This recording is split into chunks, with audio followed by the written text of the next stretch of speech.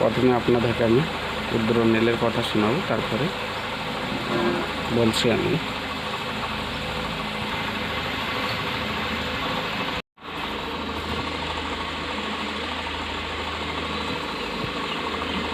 একটা ছেলে মাত্র কয়েক বছর রাজনীতিতে এসে 2014 সালে, 2017 সালে রাস্তার উপরে 50 কোটি টাকা বাড়ি করেছে। আপনি করতে পেরেছেন? কোনো দলের কোনো লোক করতে পেরেছে? ও করতে পেরেছে। রুদ্রনীল অভিষেক 2014-23 50 কোটি টাকা বাড়ি বেঁধেছে। অভিষেকের পয়সার হিসাব চাচ্ছিস তো?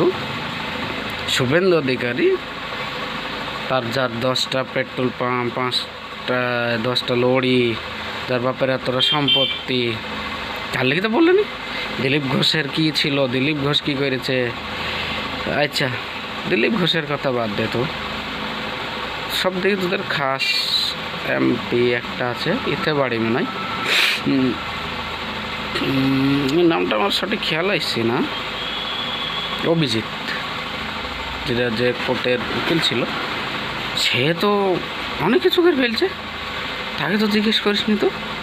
অবশ্যই তাকে জিজ্ঞেস করা দরকার, জিজ্ঞেস কর। আমাদের কত পরিশ্রম আছে ভাবুন। আচ্ছা, লিপস অ্যান্ড বাউন্স অন্যরকম সাউন্ডস। অভিষেক বন্দ্যোপাধ্যায় তো সত্যি তো কষ্ট করে উঠে এসেছে, নাহলে ওইভাবে কেউ রাস্তার উপর 2017 সাল থেকে 50-60 কোটি টাকা বাড়ি করতে পারে? কষ্ট নেই। আপনাদের মন খারাপ, তাই আপনারা খারাপ পাবেন। দাম আপনার বাবা, আপনার যেহেতু আমার বাবারা তার থেকে দামি স্যান্ডো গেঞ্জি পারে, বাপি না রূপার 300 টাকার। আমি কুণাল ঘোষকে হয়তো পরিষ্কারও বলেছি যে ওই ও বাড়িতে খেয়ে কত কোটি টাকার একটা ঝাড়বাতি লাগা আছে, একটা টুনি হয়তো দেবে বলেছে। তোর চিন্তা অভিষেক কেলে, তোর নিজে কি করছিস সেটা চিন্তা নাই, তোর বিজেপির যে নেতাগুলো আছে তাদের কি হয়েছে সেটা চিন্তা নাই, তো অভিষেকের বাড়ির দিকে নজর বে তোর। ওর বাড়ি আর মনে হয় যে নাকি তোর যদি মনে হয় যে ওর বাড়িতে একদিন থাকতে হবে, তোকে যা আগে থেকে আই জায়গা ও টাকা। অভিষেকের বাড়ি এত টাকা, অত টাকা, অভিষেকের বাড়ি এত টাকা, অত টাকা, তার কোথা থেকে ইনকাম হাইছি না হাইছি? ইনকাম ট্যাক্স আছে না?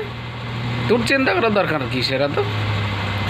তোর দলের লোক দেখে দেখ যে কে কি কইছে না কইছে, তার এত টাকা আইসি কোথায় দেখি, কি তার সোর্স কি, ইনকামের সোর্স কি, সেটা তো লোক দেখে বল। পাগল কুত্তা কোথাকার। ওয়েস্ট বেঙ্গলে যে এত মূর্খ পাগল আছে সেটা কেউ জানতো না, এখন সেটা